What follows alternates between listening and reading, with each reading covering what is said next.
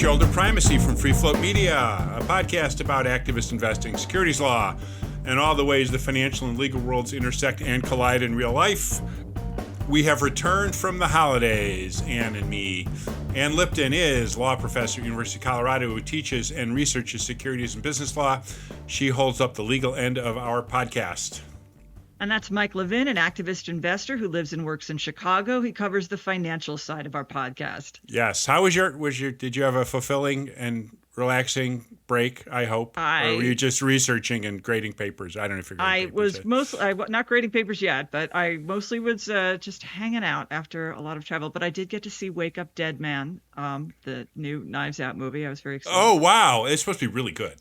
It was a lot of fun. I enjoyed it. Oh, yes. Excellent. Because I don't actually have a Netflix subscription, so I had to catch it in the theater before it goes away. Oh, so you actually paid. I drove 30 miles to get to a theater because it's in this little, very limited release, so it qualifies for Academy Awards. Oh, excellent. Yeah, we just had a bunch of people here, and we still have some leftovers left. So we're still kind of working through it. Yeah, I think we've mostly processed them, okay. But there's a couple things in the fridge for my lunch today. Anyway, so yeah, we missed last week, but we're back on something of a schedule at least for the next couple of weeks of December until the other holidays kind of kick in.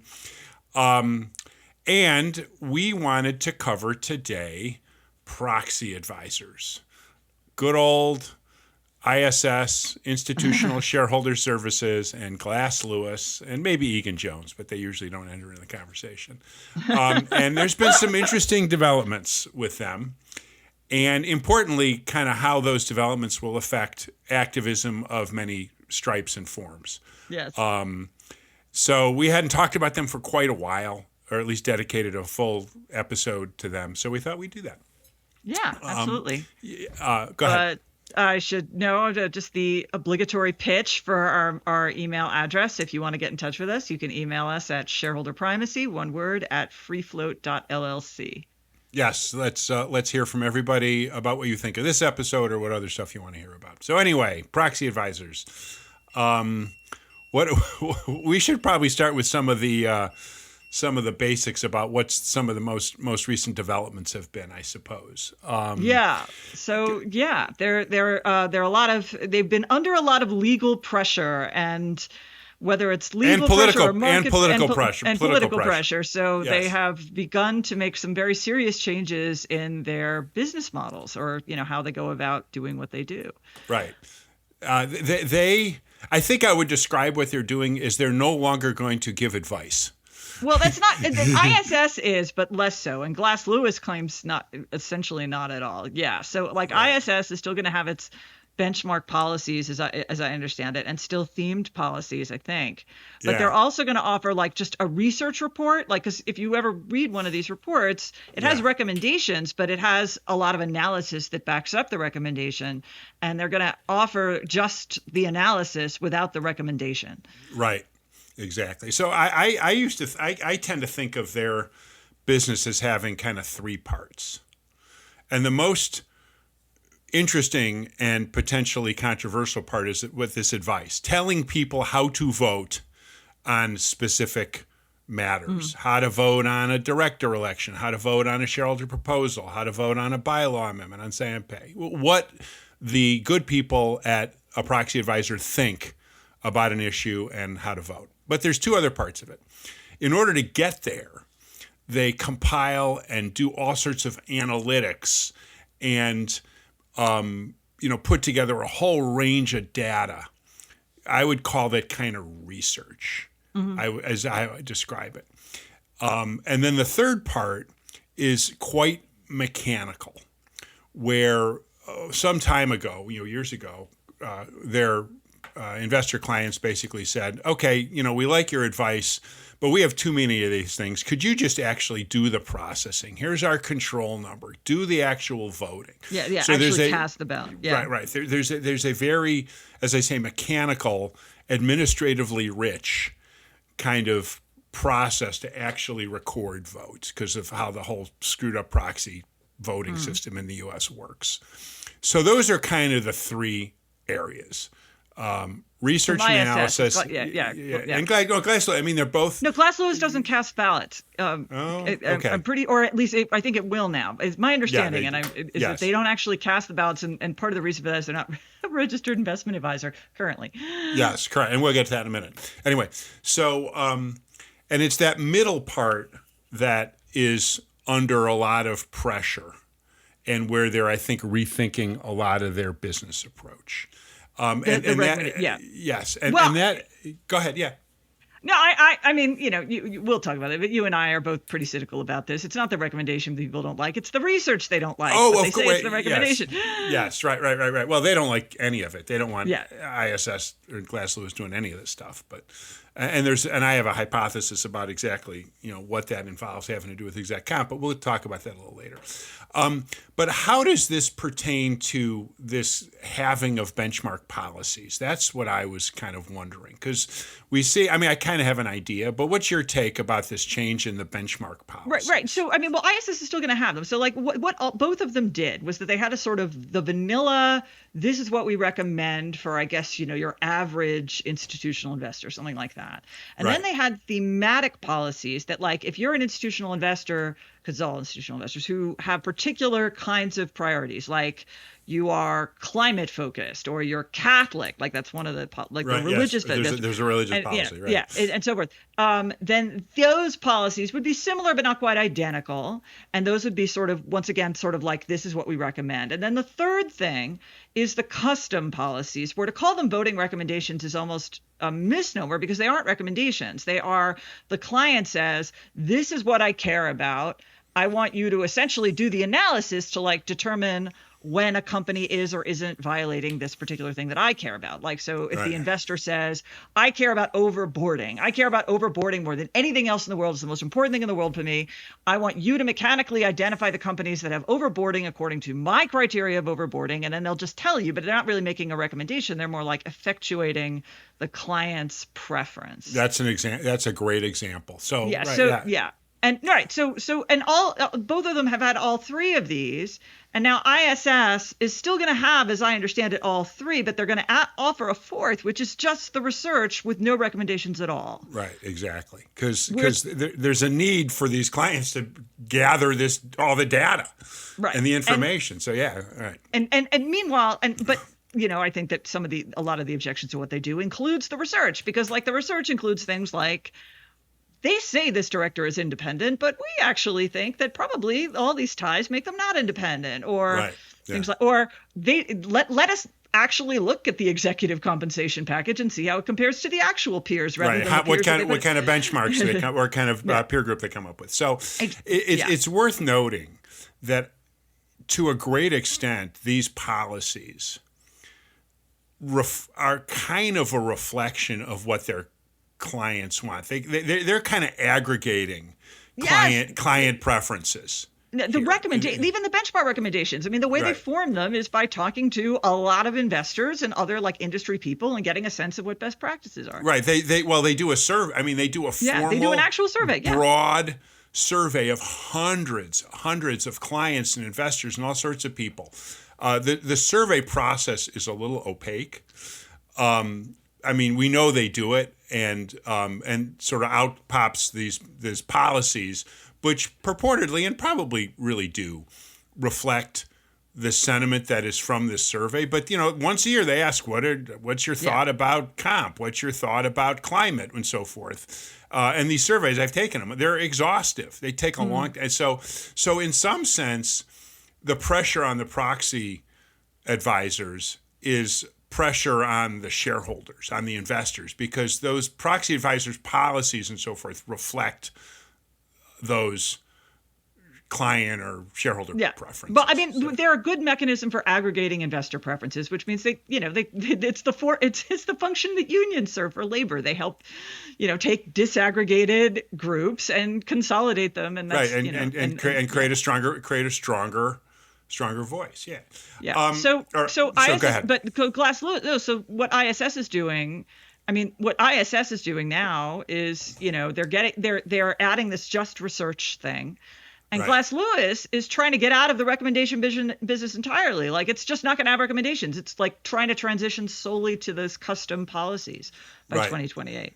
Right. And so part of their portfolio services, I think, for both, but particularly Glass Lewis, is going to be advising clients about how to create a tailored or custom policy for that particular institution. So in addition to supplying analytics and data and so forth that sort of help you understand how a given company sort of conforms, they will advise you about what your policy. They're not going to tell you what but they should say, here's a way, here's a process for forming policies. Mm-hmm. Here's how fast. Here's how you have to update them. Here's where you do and don't need policies, and so on and so forth. And it'll be very much of a consultative activity to try to help a given institutional investor formulate these policies. Because up until now, they hadn't really had to. They either said, okay, we like what ISS or Glass Lewis does, and we're just going to just vote. We like what you do.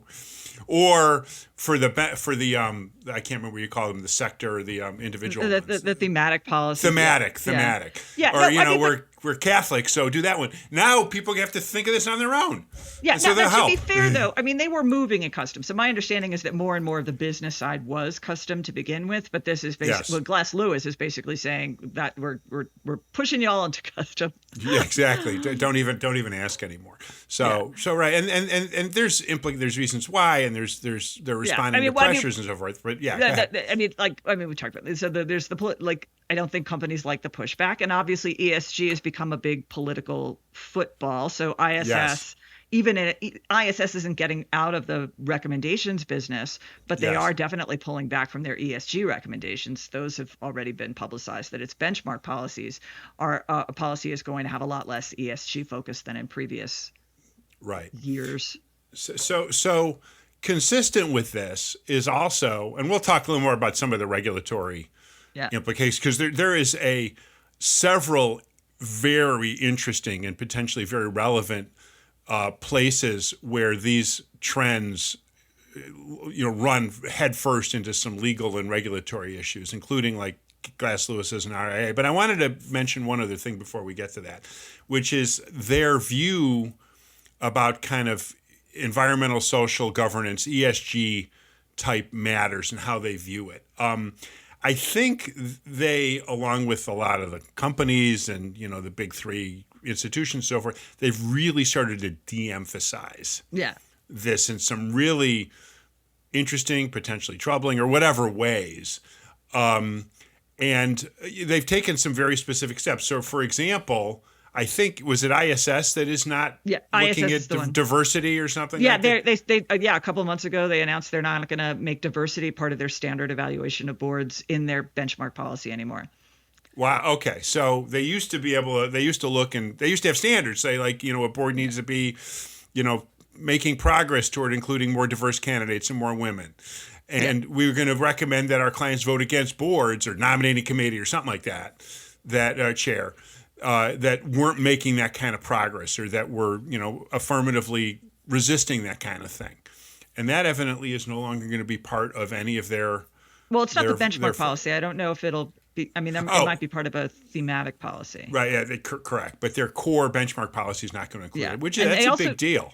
And they also changed another thing, and I didn't even realize they had this, that apparently they had a blanket recommendation to vote in favor of shareholder proposals that wanted more disclosure around diversity and climate change. And they are no longer blanketly recommending in favor of those shareholder proposals. Now they say they're going to do that case by case. Oh, and that was something companies had been pushing for a lot. No Although cookie cutter. To be fair, I think I was kind of surprised to learn they had a blanket policy recommending in favor of shareholder proposals at all. I mean, it was only the disclosure oriented ones, but that does seem right. That does surprise me a little. Yeah, I don't. There are people who study these policies. There's proxy advisors or consultants that really go into very thorough detail to make sure they understand thoroughly about it, because they want to predict how ISS and Glass Lewis are going to kind of vote on or recommend votes on certain things. I'm not one of those. So, and I'm guessing you aren't either. But so there's always things that I learn about their policies, which always surprise me. So yeah, well, that's what I was reported in like mainstream articles. I don't always trust that mainstream articles are entirely accurate, but that's how it was reported anyway. Oh, interesting. All right. So go ahead. Yeah, you go. All right. So this all takes place in this, in the face of a huge amount of kind of pressure from other constituencies. So. Yeah, and another change though, and this is just to get that this one on the table, is Glass Lewis is going to register as are going to become a registered investment advisor, which they weren't before. Right, and ISS has been an RIA for decades. Yeah, and that's actually worth unpacking really quickly. So here, I once called proxy advice a regulatory lacuna. Basically, because the thing about proxy advice is it's obviously really important. It obviously has a lot of influence on how companies behave, on how investors behave, but it wasn't clear how you regulate it, and it's unsatisfying to say it's entirely beyond regulation. And Glass Lewis and ISS took different approaches. So ISS's view was that proxy advice, that they should be a registered investment advisor and therefore have fiduciary duties to their clients. And I think part of the reason for that was in part because ISS has a whole side business consulting companies, which creates a conflict. And I think that it's possible they thought that by registering as an investment advisor, that would help demonstrate that they were really committed to, managing these conflicts well and so forth. So probably that and some other. So they registered as an investment advisor. Glass Lewis's position was we don't have to register as an investment advisor because investment advisors legally are only those who give advice on buying and selling, and we don't give advice on buying and selling. Therefore, we are not investment advisors, and we don't have to register as one. That was their position for many years. But at the same time, Glass Lewis said, but that doesn't mean we're unregulable. We are regulated unregulable. It does not mean we are unregulable because they sort of implicitly conceded one way or another that when they gave proxy advice, that counted as a proxy solicitation. And as a proxy solicitation, that is subject to SEC regulation. If you are asking someone to vote a certain way, that's a proxy solicitation, and the SEC has power to bar false statements and otherwise regulate proxy solicitations. Right. But ISS's position was this isn't proxy solicitation. This is just we're a registered investment advisor. So they both agreed that they should be regulated, but for different reasons. Or in different ways. Yes. And then so it's kind of persisted like this for a while until the Trump administration passed a bunch of regulations of proxy advice as solicitations. They were trying to regulate the industry by calling it proxy solicitation. And ISS, not Glass Lewis, but ISS challenged that regulation saying, but this isn't proxy solicitation because it's not proxy solicitation if the client comes to you and asks for your advice. It's only proxy solicitation if you reach out. If you're approaching some, right. There's a very specific meaning to solicitation at that point. Exactly. That's what their argument was. And the DC Circuit agreed with them. So and it like prevailed. Earlier this year, they won. So now Glass Lewis is kind of left. They are definitely not soliciting advice. If they continue to maintain that they shouldn't be registered investment advisors, then implicitly what they're saying is you can't regulate us at all. And I think at some point they realize that that's probably an untenable kind of position. I'm just guessing. So that they are now finally going to register as an investment advisor. What happens, my understanding is that, ISS has been registered as an RIA for a very long time. And I don't think they've ever received the SEC's never received a complaint. Oh, that's very possibly true. There's never been some sort of an enforcement or investigation of ISS in their capacity as an RIA. There was one years ago where somebody within ISS, an employee, traded on inside information, and the guy got fired and so forth. And there have been issues with that kind of thing, but yeah. Right, yeah, but so. When you're an RIA, and you may know a little bit about this. I think they were bribed for information, actually. Yeah, or something like that, yes. They were bribed for information by proxy solicitors. Right, exactly. And an RIA basically means you're subject to periodic exams. They come visit your office. You have to keep records. You have to have policies. You have a certain amount of public statement of your policies. And you have fiduciary duty of loyalty to your client. Right, which, again, both, and, ISS has needed to navigate this for a long time because of their ISS corporate business, which essentially helps issuers try to understand how to get better scores.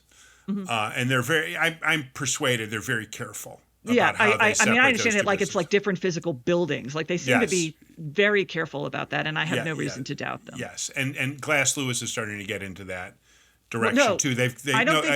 They've set up a separate comp business. Yeah, but I mean, well, one of the statements that they've been putting out recently has been about how consulting is bad and it creates conflicts, and maybe think that's really bad. So it's possible that part of their response to all of these threats is to pull back from getting into consulting. It's possible. Right. Those are the public statements they've been making very recently. Right. Yeah. So, and we did a podcast a while ago about their services to issuers, yes. And like I said, Glass Lewis is trying to at least a more exact comp type services. Maybe they'll be changing that now. The public statements have just been sort of vague. Consulting is bad, which obviously is a hit at ISS.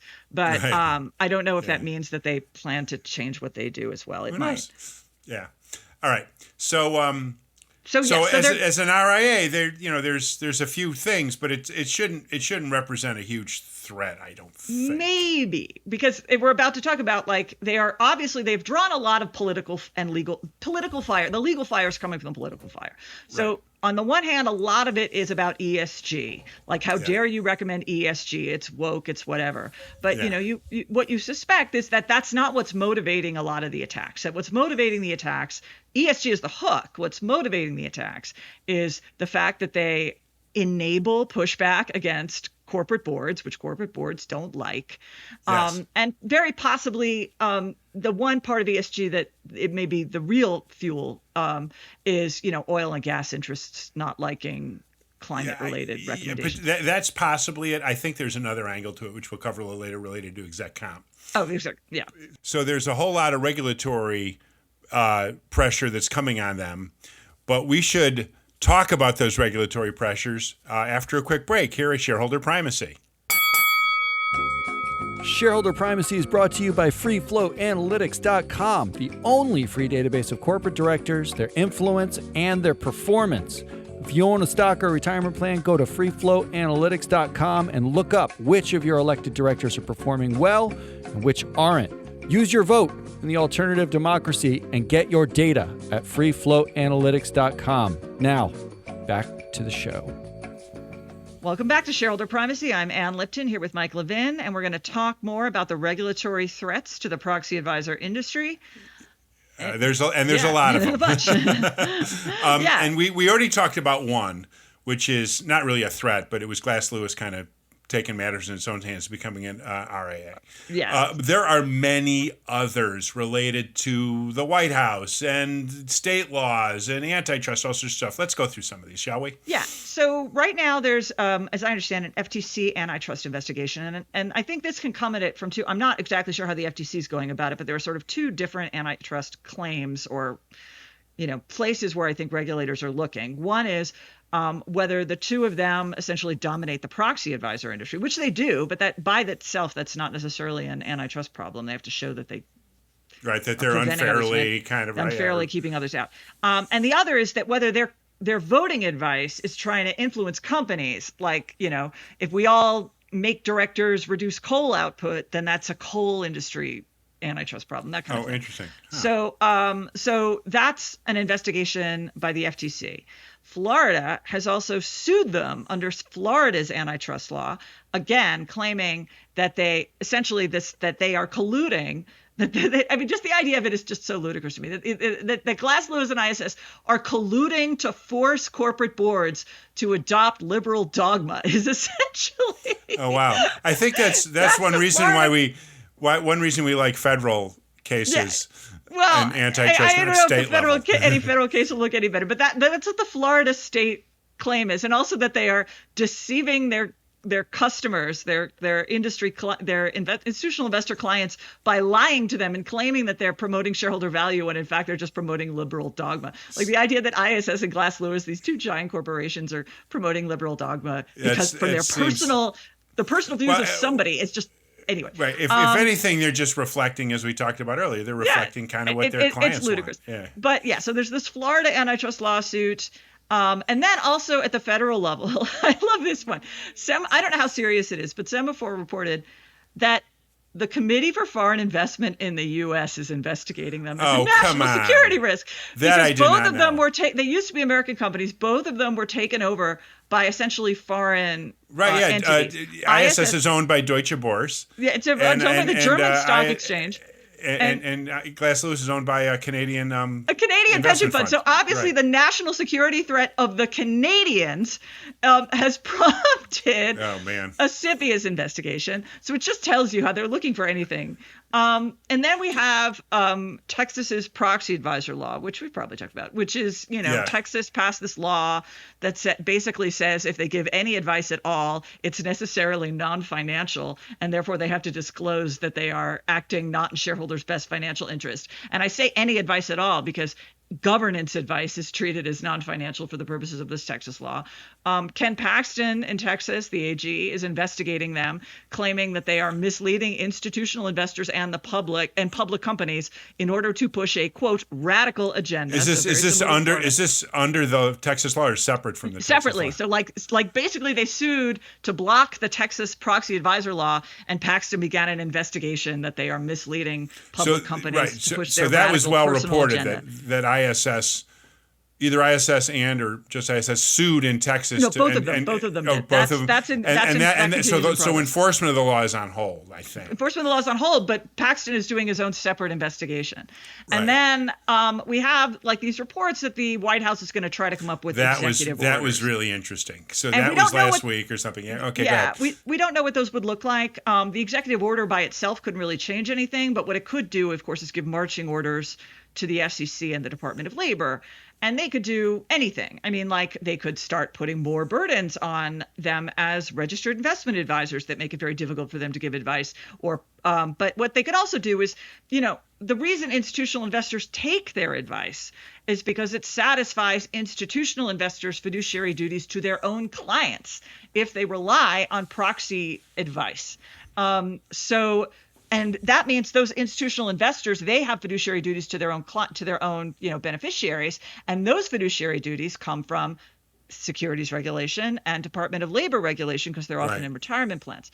So they could muck with how the fiduciary duties of institutional investors are satisfied when they rely on. Oh, interesting. Okay, so we could see.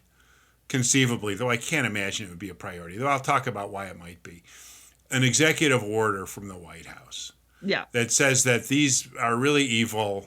These are my words. I'm directing the SEC to rule make us something. Right. In the Department of Labor. And there's, especially, they could try to do something to ISS and maybe Glass Lewis in their capacity as an RIA, but there's not much. The RIA compliance stuff is fairly straightforward. Yeah, but it doesn't have to be. They can change it. Right. Exactly. So that's the thing. Or they may go at ISS and Glass Lewis's clients. Yes, the clients. And change the requirement or change how hiring ISS and or Glass Lewis kind of fulfills your obligations to discharge your fiduciary duty to your clients if you're a fund. Right. So exactly. that would be the other angle, because I see the executive orders. I mean, the White House sends out rivers of executive orders that on all sorts of subjects that don't go anywhere. And so then what I'm hearing you say is that it would be then incumbent on a regulator, agency, likely the DOL, the Department of Labor, or the SEC, to do something. So far, they have not shown any lack of inclination to go with the executive order. I mean, it seems like the SEC, Paul Atkins, is very eager to. Trump says we shouldn't have quarterly reporting, and Atkins is like, I'm on it. So and it seems, especially since there's so much of a push at so many levels to regulate the industry, it feels like if the White House comes out with these orders, they will. Now the question is whether the changes to the business model are going to be sufficient to either defeat attempts at regulation or placate those who are pushing for it. But since I think that a lot of what the objections aren't actually to ESG advice, they're objections to the fact that ISS and Glass Lewis critically analyze corporate boards and come up with research that corporate boards don't like. Since I think that's the actual objection, I don't know that the changes to, well, we won't recommend in favor of diverse boards anymore is really going to placate anyone. No, well, unlikely, especially because at least in the short term, the volume and nature of all the ESG proposals are going to pose much less of a threat to companies, at least like I said, in the short term. Yeah. So there's, I mean, if there are many, many fewer of these, there's a lot less for, ISS and Glass Lewis to do, a lot less for shareholders to vote on. And again, I've always maintained that's there are a lot of institutions that aren't going to be sorry to see that go. Mm-hmm. So there's kind of, so once the ESG proposal business kind of gets a lot quieter, the ISS and Glass Lewis, I mean, they'll have a lot less to issue policies on and so on and so forth. They might, but I mean, again, since I think that, they're still going to be doing things like analyzing independence, overboarding, and executive comp, and I think that that's where. Well, that's what I'm driving at. Yeah. Is that there's a second subject matter that that the proxy advisors work on a lot, which of course is proxy contests and hardcore activist stuff, and that's not going away. Mm. There are there's many fewer of those. There's 2 or 3 dozen in the U.S. in a year, where and at ISS, Glass Lewis doesn't actually have a name for the group. ISS, it's called Special Situations, and they're the ones that do the really deep dive analysis into whether approve a merger, or whether an activist board candidates get approved, and so forth. There's going to be demand for that because most, the biggest institutions can form their own opinion about how to vote at a proxy contest, but there's a lot of others that really, really appreciate what ISS and Glass Lewis do for these so-called special situations. Again, there's many fewer there. Clients, companies don't like what happens there. When ISS, I've been involved. When ISS recommends against a company, they get very irate. You've seen the news releases that come out. Oh, right. ISS, they're full of crap here, or whatever. But so that whole area that focuses on special situations, that's always going to be around. This third area that I started alluding to around exec comp or board independence and so forth is still a big deal. And my hypothesis is this is the real source of friction between companies and the proxy advisors. And this is why they're, way up into the SEC to try to regulate them and so on and so forth.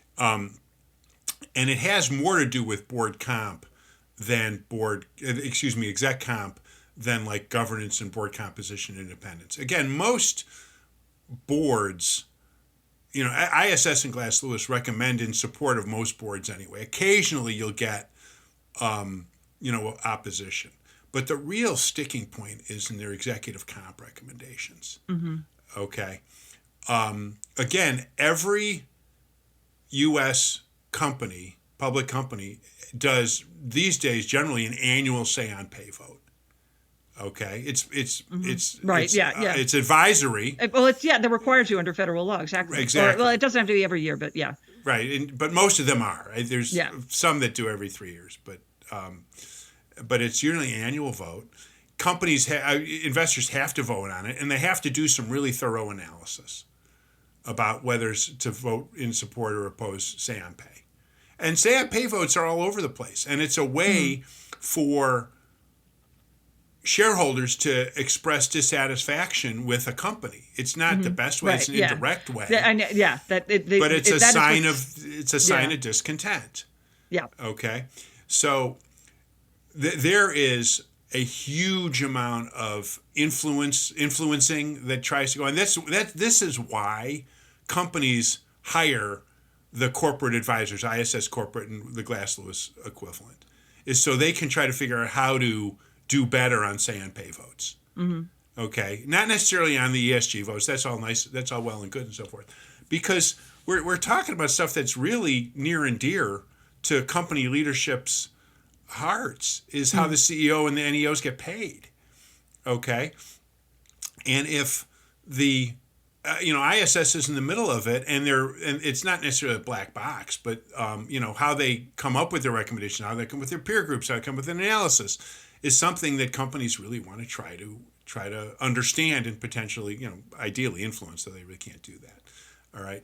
So the sticking point here, my idea is companies want ISS and Glass Lewis to kind of get out of the exec comp advisory business.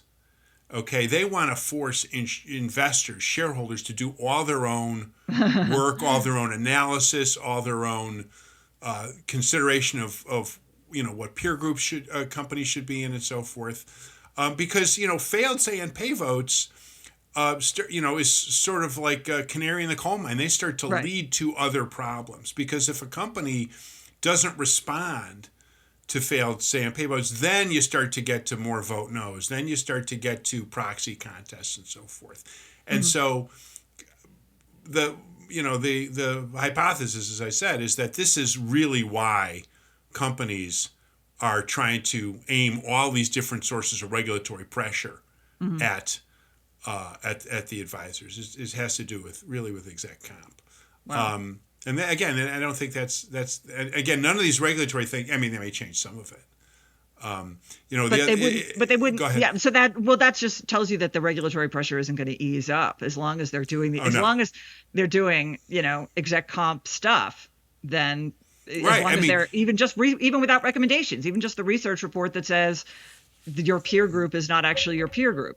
Right, is wrong or something. Exactly. And again, I don't see, for all the stuff that's going on at the SEC, we've talked about before, we'll talk about again, I don't see them changing the say on pay vote. Paul Atkins isn't going to pull that.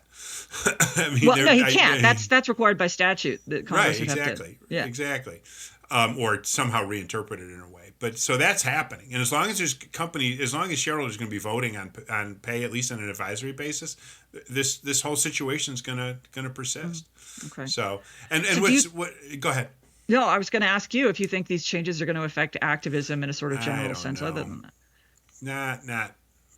Here's the thing: is ISS and Glass Lewis and Egan Jones or whatever, they've been fighting all this stuff off for a long time.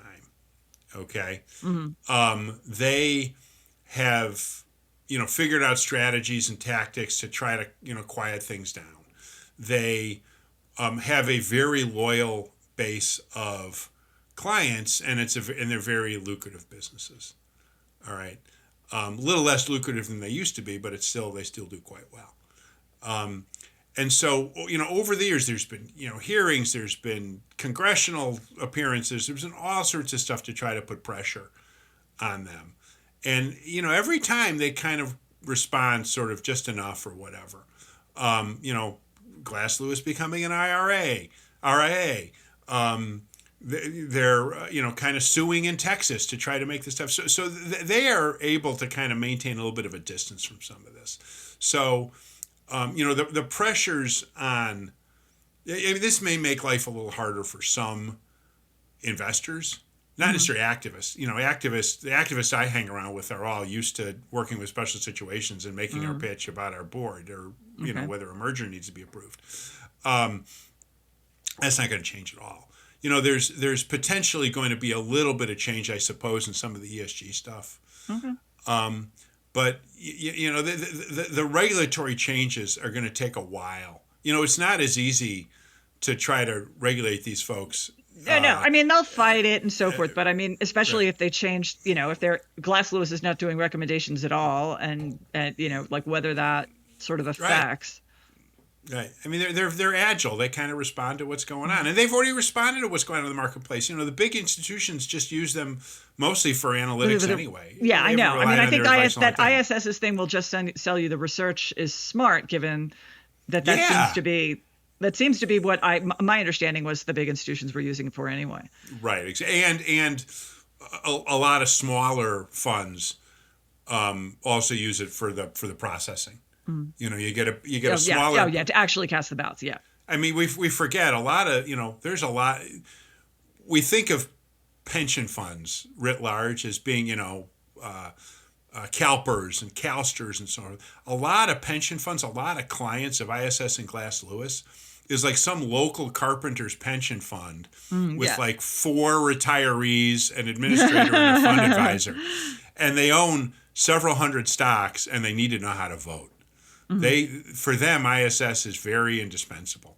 And once they get organized, they're going to, they'll manage to oppose some of these regulatory moves too. So anyway. Right. Okay. So, all right. Well, this was very thorough. So we'll have to see some of these regulatory changes and maybe revisit this in a few months and sort of see what's happening maybe sometime after the proxy season, as we call it, gets underway. All right? Okay. But let's wrap up instead. All right?